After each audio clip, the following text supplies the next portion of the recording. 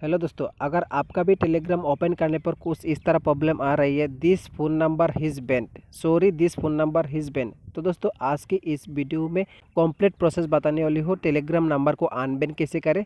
तो दोस्तों बिना स्किप किए वीडियो को देखते रहिए और चैनल में नया हो तो प्लीज़ चैनल को सब्सक्राइब कर लीजिए।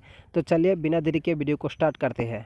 तो दोस्तों कल रात एक भाई ने मेरे को मैसेज किया था ईमेल पर, भाई मेरा टेलीग्राम नंबर काफ़ी दिन से बैन है, प्लीज़ मेरा टेलीग्राम नंबर अनबैन करा दो। तो इसीलिए इस वीडियो को बना रहा हूँ भाई की तरफ से। तो अगर आपका भी टेलीग्राम नंबर बैन है, इस वीडियो को देख के 100% आपका टेलीग्राम नंबर अनबैन करा सकते हो।